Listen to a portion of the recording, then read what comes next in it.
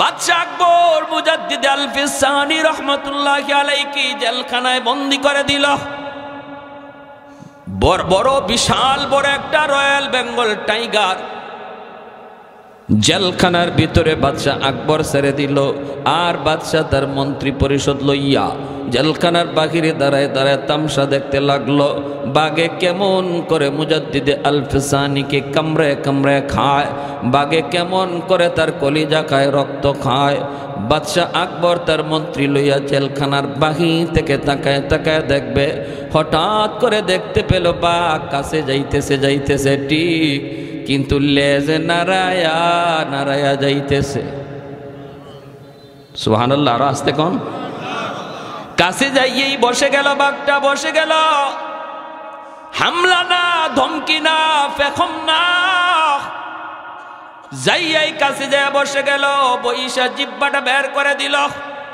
আর আল্লাহর ওলি মুজাদ্দিদ আল-ফিসানি তিনি তার পাটা এই বাঘের জিব্বার মধ্যে ধরে রাখলেন। রে যুবক, যেই মাত্র তিনি পাটা এইভাবে ধরছেন, পায়ের তলার নিচে যে ধুলাবালি ছিল, বাঘ তার জিব্বা দিয়া ধুলাবালিগুলি চাটতে লাগলো।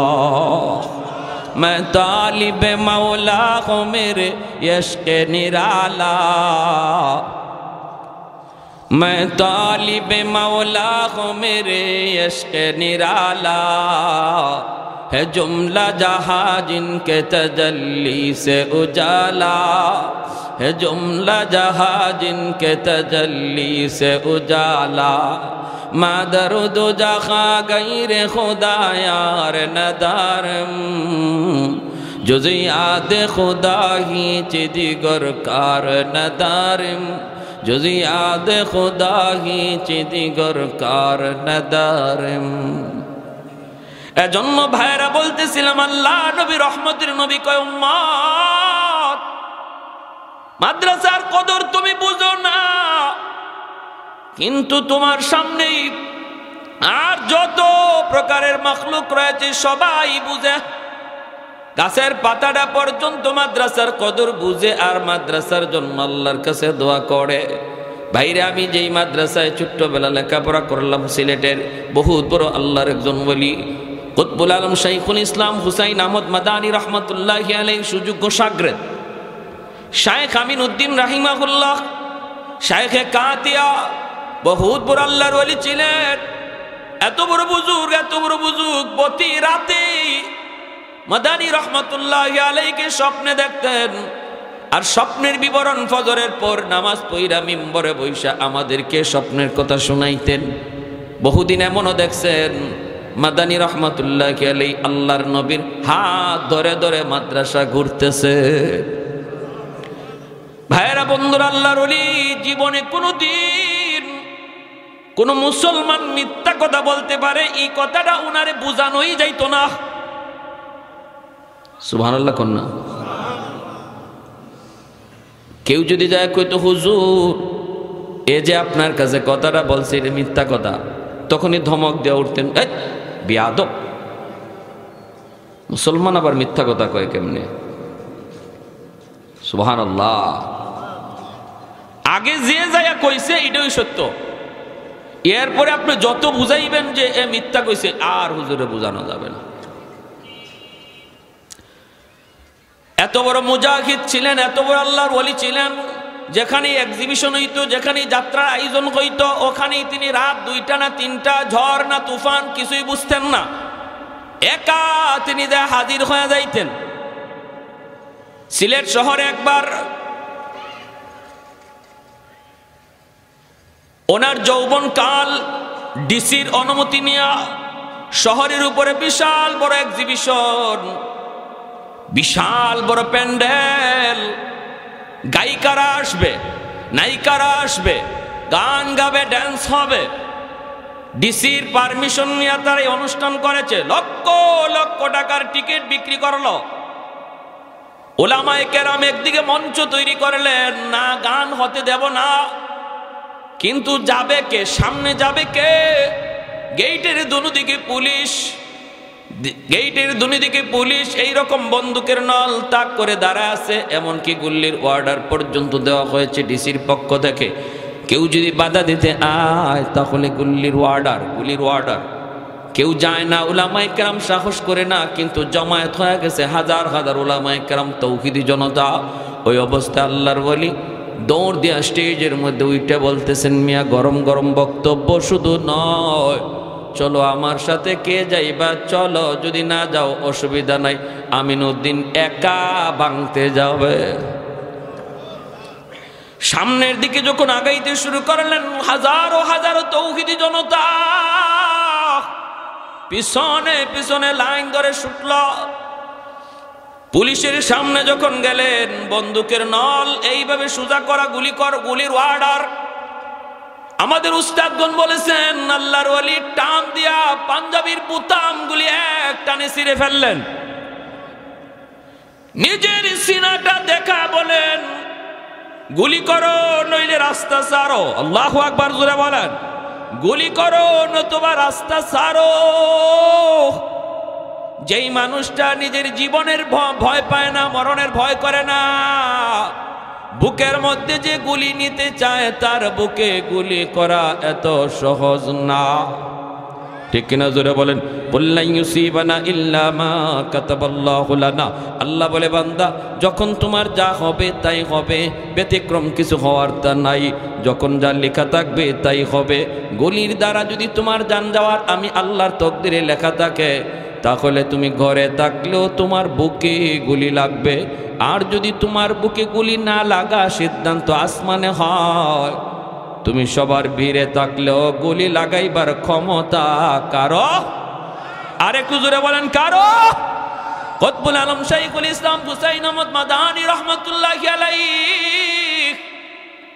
ইংরেজরা 144 জারি করেছে, ইংরেজরা 144 জারি করেছে। আজকের কনফারেন্সে যদি মাদানী আসে, গুলির অর্ডার, ইংরেজ সেনাপতির গুলির অর্ডার। ইংরেজ বিরোধী আন্দোলনের সেনানায়ক ছিলেন, অগ্রনায়ক ছিলেন কুতবুল আলম সৈয়দ হুসাইন আহমদ মাদানী। আজকের কনফারেন্সে উনি প্রধান অতিথি, কিন্তু চতুর্দিকে ইংরেজ সেনাপতি, তারা চতুর্দিকে ব্যারিকেড দিয়ে বন্ধ করে দিয়েছে, আর বলেছে মদনী যদি স্টেজে উঠে বক্তব্য দেয় তাহলে গুলি করা হবে, গুলি করা হবে, উঠলেই গুলি করা হবে, গুলি করা হবে। আল্লাহর ওলি কাফনের কাপড় হাতে নিয়ে স্টেজে উইটা গেছেন, মাউথপিস হাতে নিয়ে নিছেন, চতুর্দিকে রাইফেল, চতুর্দিকে অত্যাধুনিক অস্ত্র, গুলির অর্ডার। ইতিহাস সাক্ষী হয়ে আছে রে যুবক, গুলির অর্ডার করা হলো। আল্লাহর ওলি আল্লাহর প্রশংসা দিয়া বক্তব্য শুরু করে দিলেন। ইংরেজরা গুলি করা শুরু করলো, যত গুলি করে প্রত্যেকটা গুলি হয় ডান দিকে যায়, নতুবা বাম দিকে যায়, নতুবা মাথার দিকে যায়, একটা গুলিও তার বুকে লাগাইতে পারে না। শেষ পর্যন্ত সেনাপতি কয় থাম, আর গুলি করা লাগবে না। আজকে আমাদের ভান্ডারের সমস্ত গুলি শেষ করা যাইতে পারে, তবু হুসাইন আহমদের বুকে গুলি লাগানো যাবে না। এজন্য যেই মানুষটা বুকে গুলি নিতে চায় তার বুকে গুলি করা এত সহজ হয় না। শাইখে কাতিয়া রাহিমাহুল্লাহ তিনি যখন সামনের দিকে আগান আর বলতেছেন এইরকম বুতামগুলি টান দিয়েছি, এরা বলতেছেন গুলি করো নতুবা রাস্তা ছাড়ো, গুলি করো নতুবা রাস্তা ছাড়ো। সাথে সাথে তাদের হাত থেকে অস্ত্রগুলা দপার দপার জমিনে পড়ে গেল। গুলি করবে দূরের কথা, হাতের অস্ত্র মাটিতে পড়ে গেল, মাটিতে পড়ে গেল। কারণ ফয়সালা কার? আর একটু জোরে বলি কার? আল্লাহ পাকের ফয়সালা, সিদ্ধান্ত আল্লাহর। কুল্লা ইউসিবানা ইল্লা মা কাতাবাল্লাহু লানা। সামনের দিকে দৌড়ে গেলেন, স্টেজে উঠে গেলেন, এক্সিবিশনের স্টেজ, নর্তকীরা নাচানাচি করে, উনি স্টেজে উঠে গেলেন, উইটেই মাইক টান দিয়ে হাতে নিলেন, হইচই পড়ে গেল। মাইকটা হাতে নিয়ে তিনি বলতেছেন, এক টিন কেরাসিন একটা ম্যাচ, এক টিন কেরাসিন একটা ম্যাচ, বলো এক্সিবিশন শেষ। আল্লাহু আকবার জোরে কোন। আল্লাহর ওলির কথা ছিল খুব ছোট ছোট সংক্ষিপ্ত কথা, মুনাজাত ছিল 3 কথার, 3 কথায় তার মুনাজাত শেষ। আল্লাহ বিশ্ব মুসলিমকে এক করো, নেক করো, কোরআন সুন্নাহর আইন জারি করো, শেষ মুনাজাত।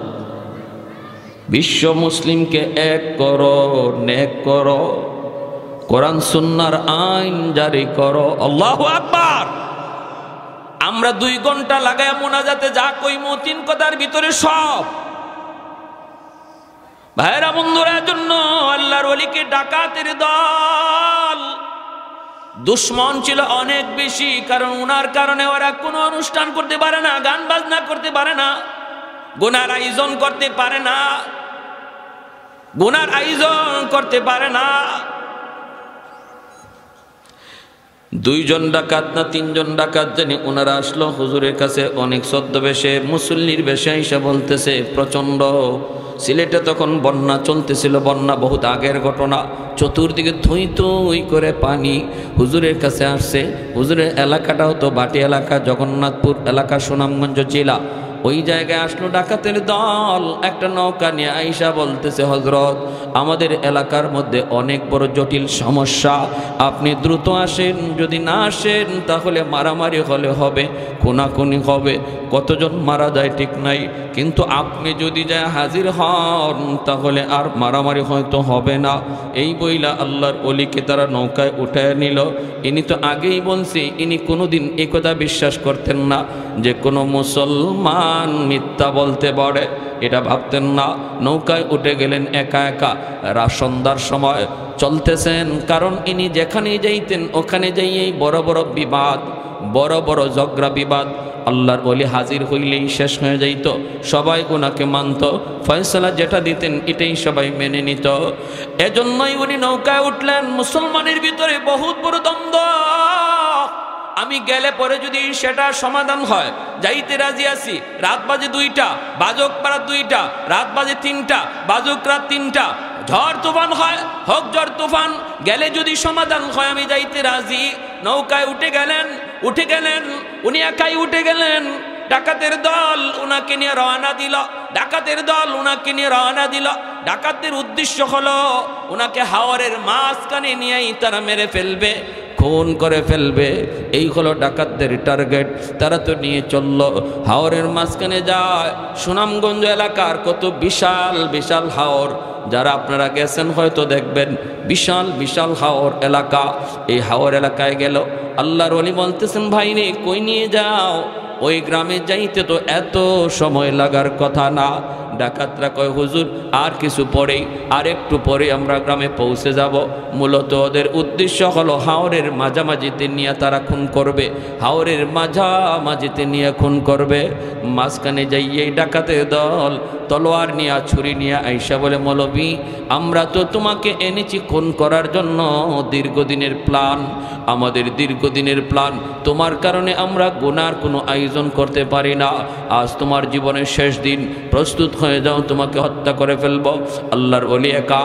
তখন তিনি বলতেছেন, ভাই রে দুনিয়ায় এসেছি একদিন, যাব তো একদিন, কেউ থাকতে আসি নাই, তবে আমার যাওয়ার আগ মুহূর্তে 2 রাকাত নামাজ আমারে পড়তে দাও। আল্লাহু আকবার। আমাকে 2 রাকাত নামাজ পড়তে দাও, 2 রাকাত নামাজ। ওরা বলে, ঠিক আছে আপনি নামাজ পড়তে চান, নামাজ পড়েন। আল্লাহর ওলি নৌকার মধ্যে নামাজে দাঁড়ায় গেলেন। দাঁড়াইতে তো পারেন না, বসে বসে নিয়ত করে নামাজে দাঁড়ায় গেলেন। যেই মাত্র নামাজে দাঁড়াইলেন, বলুন তো মুমিন নামাজে দাঁড়াইলে সম্পর্ক কার সাথে হয়?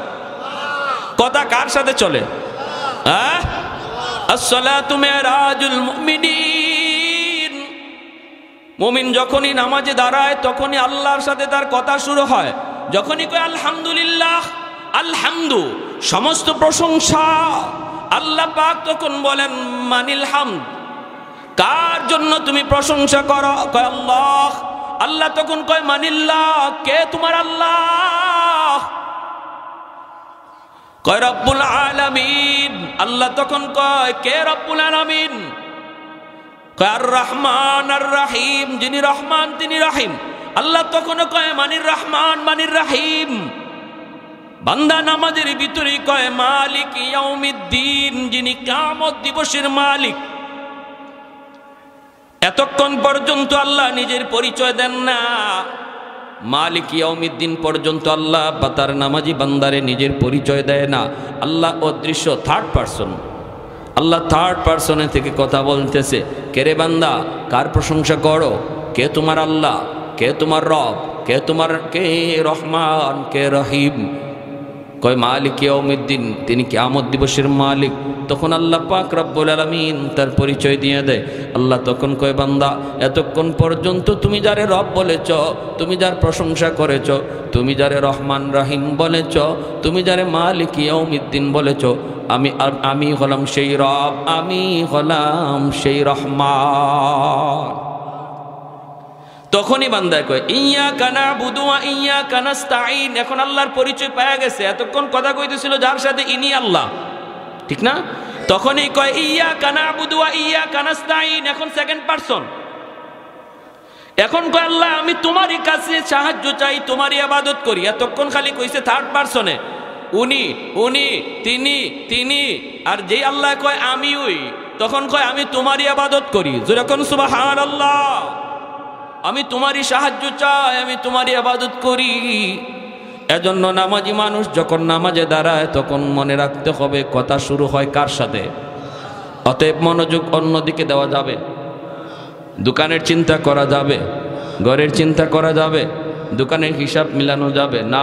সাবধান, মনে রাখবা নামাজি মানুষ যখন নামাজে দাঁড়ায় তখন শয়তানের স্পেশাল একটা বাহিনী হাজির হয়ে কয় উস্কুর কাজা, উস্কুর কাজা, উস্কুর কাজা। তুই তোর দোকানের কথা ইয়াদ কর, তুই তোর ব্যবসার কথা ইয়াদ কর, তুই তোর ঘরের কথা ইয়াদ কর, সন্তানের কথা ইয়াদ কর, বিবির কথা ইয়াদ কর। এইভাবে শয়তানের একটা স্পেশাল বাহিনী নামাজির কাছে হাজির হয়ে যায়। ভাইয়েরা বন্ধুরা, তখন কিন্তু একটু মনে রাখতে হবে এই কাজটা শয়তানে করাইতেছে। মনটা আবার নামাজের ভিতরে নিয়ে আসো, নামাজের ভিতরে নিয়ে আসো। এই স্পেশাল বাহিনীটা শয়তানের আবার আপনার মনটাকে নামাজের বাহিরে নিয়ে যাবে, আপনি আবারও মনটারে নামাজের ভিতরে নিয়ে আসবেন। এইভাবে কেউ যদি নামাজের ভিতরে শয়তানের সাথে যুদ্ধ শুরু করে দেয়, শয়তান তার মন একবার নেয়, সে আবার আনে। মায়ার নবী বলেন এই মানুষটাকে আল্লাহ পাক পুরা নামাজের সওয়াব আল্লাহ দান করবে। ইখলাসের সাথে ফার্স্ট টু লাস্ট শুধু আল্লাহর ধ্যানে নামাজ পড়লে যে সওয়াব, ওই পরিমাণ সওয়াব আল্লাহ এই লোকটারও দান করবে, কারণ সে ইবলিসের সাথে যুদ্ধ করছে, ঠিক না? ইবলিসের সাথে যুদ্ধ করছে। আর যে মানুষটার মন একবার যদি দোকানে যায়, সালাম ফেরানোর আগে আর মন আনে না, এই মানুষটা কিয়ামতের ময়দানে আল্লাহর ধমক খাবে। আল্লাহর ধমক আল্লাহ কেউ বান্দারে, ওলামায়ে কেরাম তোরে কত করে বুঝাইলো নামাজে দাঁড়ানো মানে আমি আল্লাহর সাথে কথা বলা। আমি তোর সাথে কথা কই আর তুই মন রাখছো তোমার দোকানে, আল্লাহ সেদিন ধমক দিবে। আল্লাহর ওলিও নামাজে দাঁড়ায় গেলেন, নামাজ পড়তেছেন, হঠাৎ করে ঝড় তুফান শুরু হয়ে গেল, আসমানি ঝড়। এমন এক ঝড় শুরু হলো, নৌকা ডুবে যাওয়ার অবস্থা তৈরি হলো। হাওরের মাঝখানে যদি নৌকা ডুবে তাহলে হুজুর শুধু মরবে না, ডাকাতের দলও মরবে, ঠিক না? আজান হয়।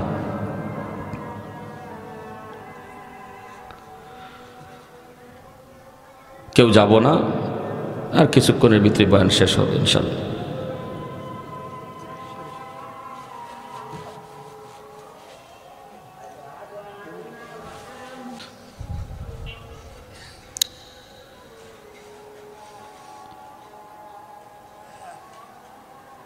আল্লাহর ওলি নামাজে দাঁড়াইলেন, কথা শুরু হলো আল্লাহর সাথে। মানুষ যদি কেউ জানে যে আমার নিশ্চিত মৃত্যু, এই মৃত্যুর আগে 2 রাকাত নামাজ পড়া, এটা আমার নবীর সাহাবী হযরত খুবাইব রাদিয়াল্লাহু তাআলা আনহু থেকে সুন্নত জারি হয়েছে। হযরত খুবাইব রাদিয়াল্লাহু তাআলা আনহু, ওনাকে যখন মক্কার কাফিররা শুলিতে চড়াইছিল, তখন তিনি এদের কাছ থেকে একটু সময় নিছিলেন, আমার 2 রাকাত নামাজ পড়ার সুযোগ দাও, জীবনের শেষ নামাজ। প্যারে হাজিরিন, আল্লাহর ওলিও নামাজে দাঁড়ালেন আর আল্লাহর সাহায্য শুরু হয়ে গেল। জোরে কোন সুবহানাল্লাহ। নামাজি নামাজের মাধ্যমে কার সাহায্য পায়? সাহায্য পায় কার? আর একটু জোরে বলেন কার? যেই মাত্র নামাজের মধ্যে তিনি দাঁড়ায় গেলেন, সাথে সাথে আসমানি ফয়সালা শুরু হলো, ঝড় তুফান। হাওরের মাঝখানে এত বড় ঝড়, এত বড় তুফান, এত বড় ঢেউ। ডাকাতের দলে কয়ে আনছিলাম তো মৌলবীরে মারতে, এখন তো দেখা যায় আমরাও মরা লাগবে। নৌকা যদি ডুবে এই হাওর থেকে সাতরাইয়া বাঁচবার কোনো উপায়? আরে আমরা তো আর মরতে আসি নাই, মারতে আনছি, তাহলে আগে আমাদের বাঁচা দরকার। মৌলবীরে মারব পরে, আগে নৌকা সামাল দাও, নৌকা সামাল দাও। এই বইলা তারা নৌকা সামাল দেওয়া শুরু করলো।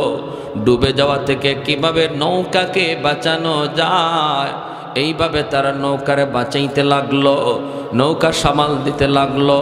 বাইরে রাত বেজে গেল প্রায় 3টা 4টা, শেষ রাত চলে আসলো। আল্লাহর ওলি তিনি তো নামাজ পড়ে বসা। ডাকাতের দল নিজেদের যান বাঁচানোর জন্য নৌকার হাল ধরতে লাগলো। হঠাৎ করে আল্লাহর কুদরতি ফয়সালা, হাওরের মাঝখানের নৌকা কেমন করে জানি একটা ঘাটের মধ্যে এসে লাগলো। এই ঘাট কোন ঘাট? এই ঘাটে কেমন করে নৌকা এসে লাগলো?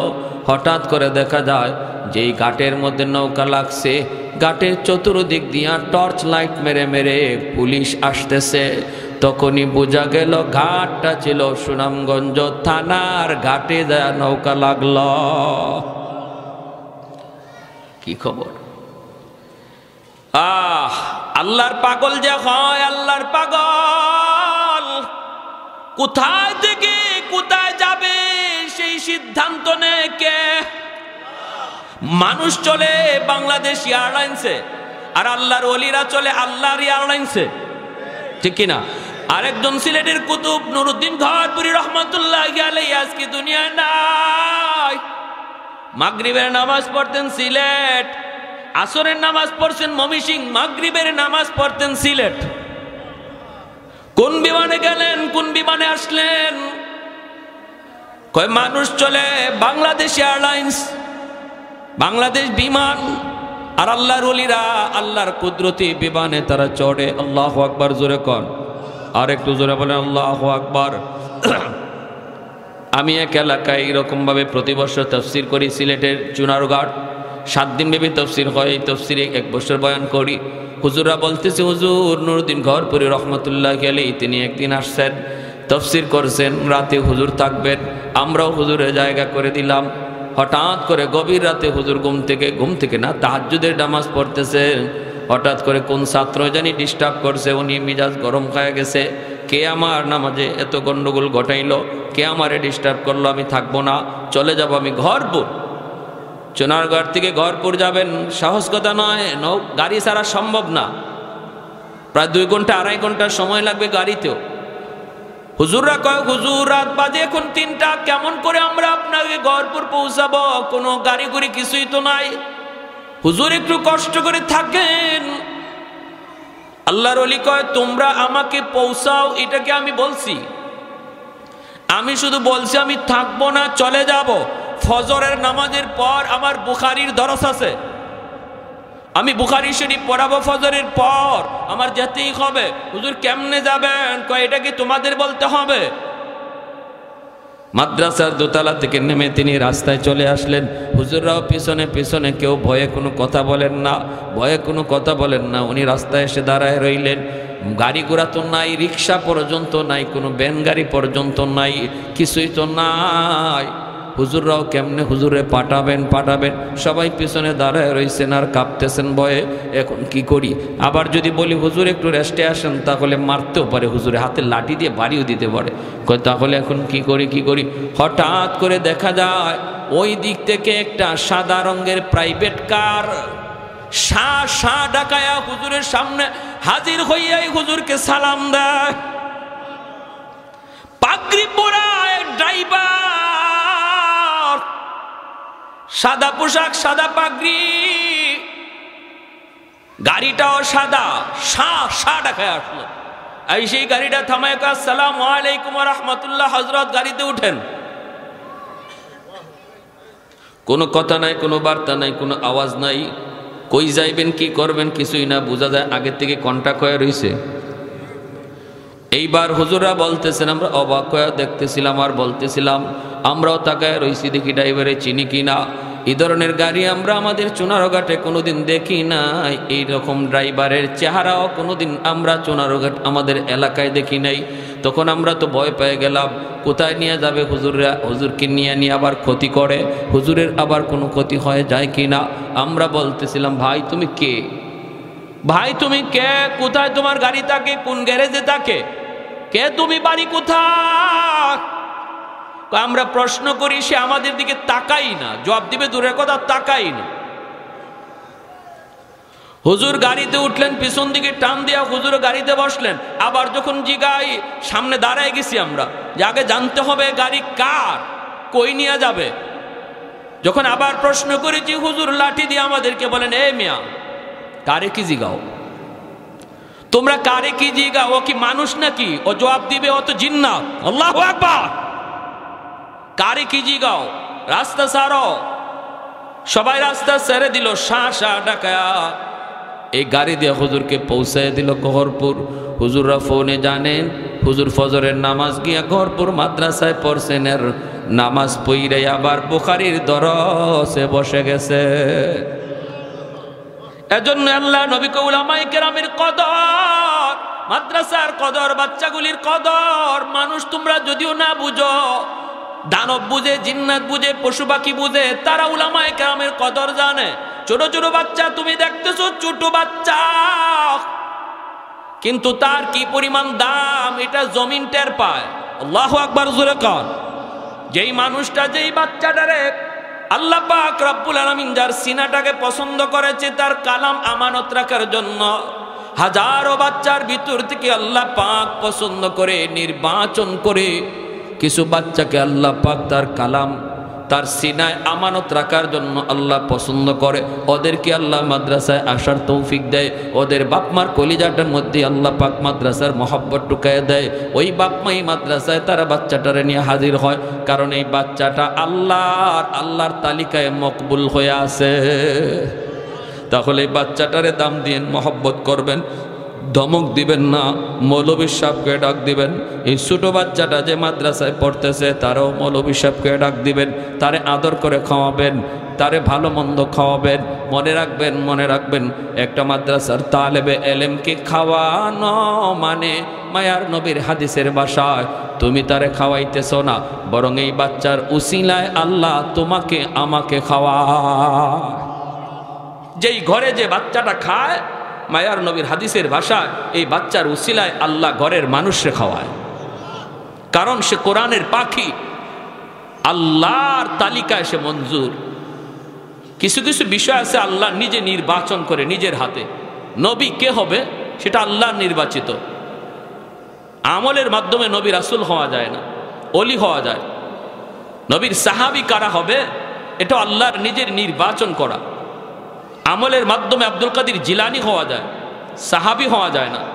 ঠিক তেমনি দুনিয়ার হাজারো লক্ষ বাচ্চাগুলির ভিতর থেকে কোন বাচ্চাটা আল্লাহর কালাম সিনায় নিবে, এটাও আল্লাহর নিজের নির্বাচন করা, আল্লাহর নিজের হাতের নির্বাচন। এজন্য এই বাচ্চাগুলির কদর করবেন, মায়া করবেন, আদর করবেন। সে নিজের ইচ্ছা আসে নাই, আল্লাহ তারে আনাইছেন। সুবহানাল্লাহ। আমার ভাইয়েরা, এজন্য বলতেছিলাম, ওই শাইখে কাতিয়া রহমতুল্লাহ আলাইহি ইনি রং করছেন, এখন হঠাৎ করে পুলিশ টর্চ মাইরা সামনে আসছে। আইসেই দেখে শাইখে কাতিয়া, ওনারে তো চিনে পুলিশ, সবাই। হযরত আপনি, ডাকাতের দল সাথে সাথে হুজুরের পা জড়ায় দিরা কয়, হযরত আমাদেরকে মাফ করেন, জীবনের জন্য আমরা অপরাধ ছেড়ে দিলাম, জীবনের জন্য আমরা গুনাহ ছেড়ে দিলাম, আজকে নিজের চোখে যা দেখছি। আল্লাহর ওলি বলেন, তাহলে কথা দাও আমার জীবদ্দশায় কারো কাছে এই কেরামতি বলবা না। কারণ খাঁটি আল্লাহর ওলি যারা, এরা নিজেদের কারামত কারো কাছে বলে না। কেউ যদি দেখে তারে বলতেও নিষেধ করে। আর ভেজাল যেখানে আছে সেখানেই শুধু বড় বড় সাইনবোর্ড, বড় বড় ডিগ্রি, নাম খুঁজে পাওয়া যায় না ডিগ্রির ঠেলায়। আশিক রসুল, মাহবুবে খুদা, গাউসে হামদানি, কুতুবে রব্বানি, সরাসল্য সুলকানি, নাম কইরে কয় নাম লাগতো না, খালি টাইটেল ফর। ঠিক না? নাম লাগবো না, খালি টাইটেল ফর। 16টা টাইটেল, 32টা টাইটেল এখন ফিসাবের নামের আগে। এটা আমরাও বুঝি, যত জায়গায় বেজাল্লে জিনিস এটার সাইনবোর্ড খুব চকচকা। ঠিক না? খাটে জিনিসের সাইনবোর্ড লাগে না। মধুপুরে পিসাবুজুর রাহিমাহুল্লাহ নামের আগে অত টাইটেল নাই। ঠিক না? সহজ সরল। এখন আল্লাহর ওলি কয় তাহলে তোমরা কথা দাও, কারো কাছে বলবা না। কয় ঠিক আছে হযরত, আমরা কথা দিলাম কারো কাছে বলবো না। আর আরেকটা আরজু হলো আমাদের বাকি জীবনটা আমরা আপনার খাদেম হইয়া কাটাতে চাই। পুলিশেরা কয় হুজুরেরা কারা? আল্লাহর ওলি কয় এরা আমার খাদেম। সুবহানাল্লাহ কয়। পুলিশরা কয় হুজুরেরা কারা? ইনি কয় আমার খাদেম। আল্লাহর ওলি যতদিন জীবিত ছিলেন ওদেরকে কেউ চিনত না, খাদেম হিসেবেই ছিল। যেদিন দুনিয়া থেকে বিদায় হন এরপরে তারা তিনজন নিজেদের অতীতের ইতিহাস মানুষকে জানায়। কেমনে তারা এই লাইনে আসলো, কেমন করে হুজুরের খাদেম হলো, হুজুরের ইন্তেকালের পরে তারা এই ঘটনা মানুষকে জানাইছে, এর আগে জানাই নাই। মানুষ শুধু জানতো তিনজন হলো হুজুরের জানবাজ খাদেম। জানবাজ খাদেম হুজুরে জান দেওয়ার আগে ওরা জান দিতে প্রস্তুত। আল্লাহু আকবার। ওয়া নুনাজ্জিলু মিনাল কুরআন মা হুয়া শিফাউন ওয়া রাহমা ওয়া রাহমাতুল লিল মুমিনিন। এজন্য আমার ভাইরা বলতেছিলাম, এই চল গলগলিয়া মার্কাজুল উলুম মাদ্রাসাটা আপনাদের এলাকার জন্য রহমত, আপনাদের এলাকার জন্য রহমত। এই মাদ্রাসাকে যারা মায়া করবেন, মায়ার নজরে দেখবেন, আল্লাহ আপনার জিন্দিগিতে রহমত আল্লাহ নাজিল করবে। আপনার যত নিয়ামত আছে নিয়ামত আল্লাহ বাড়ায় দিবে। মাদ্রাসা যদি না থাকে রহমতের দরওয়াজা বন্ধ হয়ে যাবে। কারা কারা রহমত জারি রাখতে চাই আল্লাহর? একটা হাত তুলে আল্লাহকে দেখায়। তাহলে মাদ্রাসার প্রতি বিদ্বেষ না মহব্বত? বিদ্বেষ না মহব্বত? এবং নিজের সন্তান, নিজের নাতি নশাকে মাদ্রাসায় দেন, নিজের সন্তানটারে দেন। হাসরের মাঠে আল্লাহ ওই হাফেজে কোরআনের বাপমার মাথায় নিজের হাতে আল্লাহ পাগড়ি পরাইয়া দিবে। আল্লাহ বলবে দুনিয়াতে তোমার সন্তানের মাথায় পাগড়ি পরাইছে তার উস্তাদ, আর হাসরের মাঠে আমি আল্লাহ তোমাদের মাথায় পাগড়ি পরাবো। কারণ দুনিয়ার সমস্ত বাপমা স্রোতের তালে তালে স্কুল কলেজ ভার্সিটির দিকে চলতেছিল, আর তুমি স্রোতের উল্টা দিকে চলছিলে আমি আল্লাহকে খুশি করার নিয়তে। সবাই তোমারে মন্দ বলছে, এরপরও তুমি তাদের কথায় কান দাও নাই। আমি আল্লাহরে খুশি করার নিয়তেই সন্তানকে মাদ্রাসার বারান্দায় নিয়ে হাজির হয়েছিলে। ওই দিন আমি আল্লাহ তোমার চেহারা কুদরতি নজরে দেখছি। যেদিন তোমার সন্তানের মাথায় পাগড়ি পরায় উস্তাদ, সমস্ত মানুষ তোমার সন্তানের চেহারার দিকে তাকায়, আমি আল্লাহর কুদরতি নজর তোমরা বাপমার চেহারার দিকে থাকে। বাপমারে এত দাম, বাপমার এত দাম, এত সম্মান দিবে আল্লাহ হাসরের মাঠে। নবীর বাপমার মাথায় পাগড়ি পরানোর কথা আসে নাই, মুকুট পরানোর কথা আসে নাই, কিন্তু আলেম আর হাফেজ উলামায়ে কেরামের বাপমার মাথায় মুকুট পরানোর কথা আল্লাহ নবী বলেছেন। আল্লাহ পরাইবেন মান কারা আল কোরআন ওয়া আমিলা বিমা ফিহি উলবিসা ওয়ালিদাহু তাজান ইয়াউমাল কিয়ামা দাউহু আহসানু মিন দাউইশ শামস। মায়ার নবী বলে ওই মুকুটের পাওয়ার সূর্যের পাওয়ারের চেয়েও বেশি হবে। হাসরবাসী দেখবে কে সে এত বড় পাওয়ারফুল মুকুট নিয়ে হাঁটতেছে। কে চেনো না? ইনি মুফতি সাহেবের আব্বা, ইনি হাফেজ সাহেবের আব্বা, ইনি অমুক আলেমের মা। দুনিয়াতেও মানুষ তারে ডাক দিছে ও মুফতি সাহেবের আব্বা, ও হাফিজ সাহেবের আম্মা কইয়া। হাসরের মাঠে আল্লাহ তারে ডাক দিবে ও হাফিজ সাহেবের আব্বা। জোরে কর সুবহানাল্লাহ। নাম ধরে আল্লাহ ডাক দিবে না। একজন হাফেজে কোরআনের বাপমার নাম ধরে আল্লাহ হাসরের মাঠে ডাকবে না। আল্লাহ হাসরের মাঠে ডাক দিবে মুফতি সাহেবের আব্বা কইয়া, মা আলেমের আব্বা কইয়া, একজন হাফেজে কোরআনের মা কইয়া। আল্লাহ নাম না নিয়া এই লকব ধরে আল্লাহ হাসরের মাঠে ডাক দিবে। কারণ নবী বলেছেন দুনিয়াতে মানুষ তারে যেই নামে ডাকছিল হাসরের মাঠে আল্লাহ এই নামেই ডাক দিবে। তাহলে সন্তান মাদ্রাসায় দিলে লস না লাভ? লস না লাভ? যদি সুযোগ না থাকে, দাদা যদি হয় নাতিরে ভর্তি করব। পারবো না ইনশাল্লাহ? নাতিরে ভর্তি করব। তবুও আওলাদ থেকে আল্লাহ যেন কোরআনের হাফেজ আলেম কবুল করে, এই এলাকার ঘরে ঘরে যেন আল্লাহ পাক হাফেজ আলেম কবুল করে। ওয়া আখির দাওয়ানা আনিল হামদুলিল্লাহি রাব্বিল আলামিন। আসসালামু